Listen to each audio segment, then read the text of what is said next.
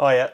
In this video, I'm going to dramatically overanalyze how I wrote a Sinister Mystery cue because nothing says suspense like obsessing over a low note for about 3 hours. I'll break down the sounds, the harmony, the questionable creative choices that somehow turn into ominous tension for no clear reason. So, if you enjoy moody music, overthinking, and unnecessary reverb, let's get into it.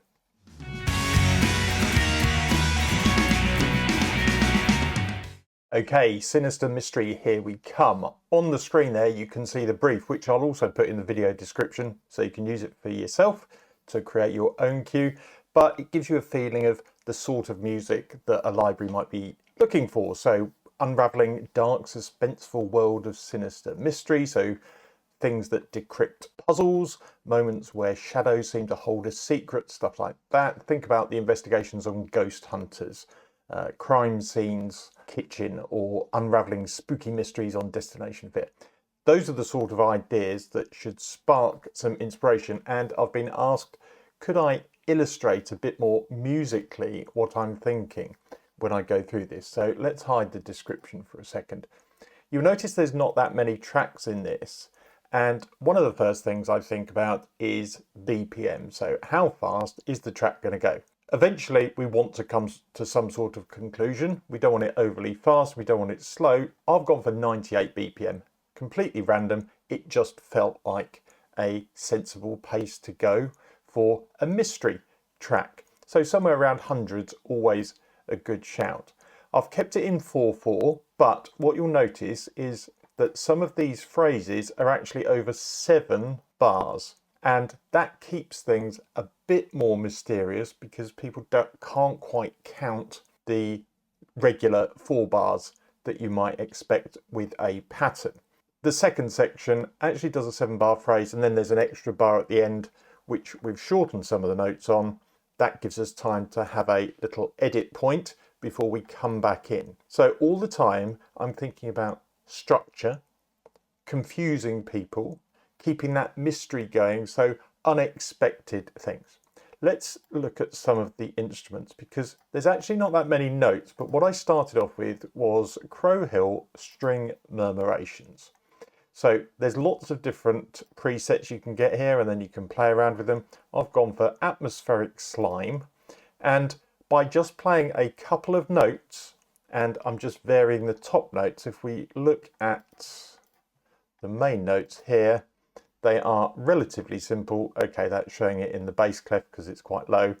But it's got an A root note, and then we're using D, C sharp, and C coming chromatically down. So chromatic movement is another way to create that sinister mystery kind of sound. And the patch itself plays the strings dynamically. So let's listen to it coming through.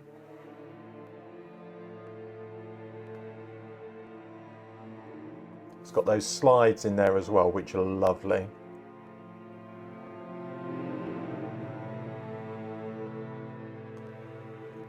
Once I'd come up with that, that was the backbone of the entire track. I've used it again here. Like I said, slightly edited the length of the note at the edit point and used it again here and here. At the end, I've actually done something slightly different. And this is going up, think of D Dorian mode. So all the white notes starting on a D is the easy way to think about it. You can have accidentals in there as well, because remember, we're trying to do Sinister Mystery. But this is more of a concluding part as we are finishing the track. So it basically goes up D minor and then going up the tritone to F major, then G major and A minor. That's the conclusion. It gives us a sort of ending, but we end on the A minor, have a rest, and then go back to a D root for a hit at the end. So that's string murmurations. Next, and this is the order that I actually composed it in, I put in these Oblivion, Enter the Hive notes, which do this.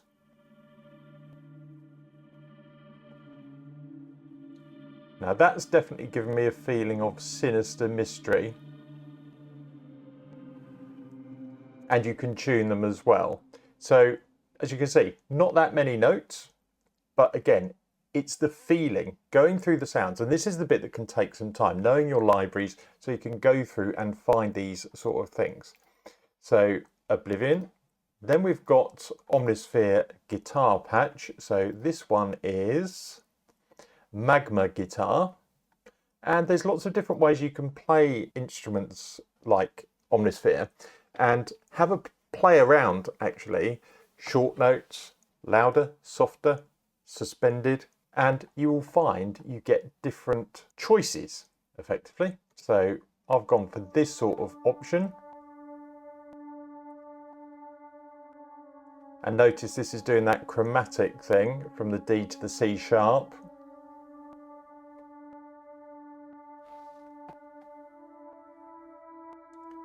Then you can add in extra notes that aren't necessarily part of a chord. So if you considered this a D chord, you would expect, or D minor, you'd expect D, F and A. So if we put in the G, we get that suspended fourth type feel.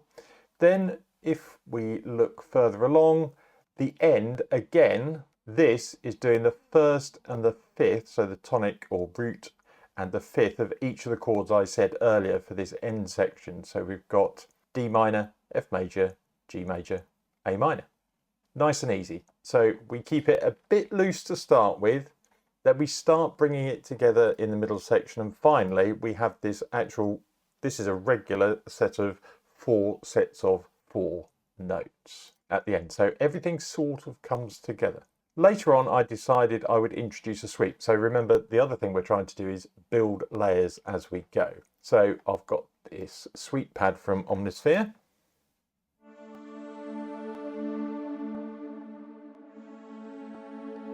And just letting that decay instead of holding it right into the next note.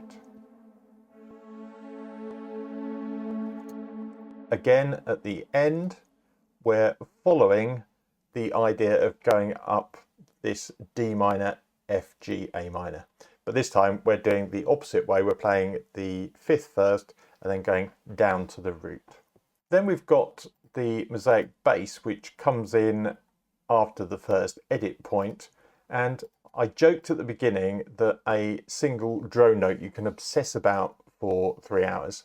And I was playing with, should I just use a D drone, and then eventually changed my mind and thought, no, let's vary it slightly here. So there's a slight change between this first section and the final one. The final one is really obvious because we're just going to follow those chords that I said to start with. So D, F, G, A, and then finally having a final D note. But I thought I'd vary it for the first section, and again keeping things uneasy. So we start on the D as you might expect, but then we go down to the C, back to the D, then up to an E, and then to a G. So we're not quite getting into that final chord sequence just yet, and then it does resolve in the end section. Then we've just got 2 instances of Uncharted 88, which are doing percussion sounds for us. So this is Camouflage Pulses, and this one is Spaces Between. Between them they do these sounds. So we've got those hits and the little taps as well. And these can play on each other. I sort of played around with the different notes and found the loops that I liked, and then actually just played these in as the whole track went through. So I didn't massively pre-plan it. I knew where the main hits were going to be, and I specifically leave them out a little bit in this middle section, but at the end I regularly put them at the start of each 4-bar phrase. So you'll hear them here. There's your hit. And again, coming in. Now and then another one there, and obviously we have one on the way out. Final thing, I just put a couple of transitions. They are exactly the same transition, but they work quite nicely with a bunch of reverb. That's the other thing to say. I have put quite a bit of reverb on these. So if we look at the mixer, I've got my reverb tracks here. They're all using Air Studios Hall, and you can see the sends. I have turned them up quite a bit to go through to each of these for the final mix. So there you go, a Sinister Mystery track. Have a go writing one yourself, why don't you? I'll play this one for you as an outro. Hope you found that fun. See you in the next one. Bye for now.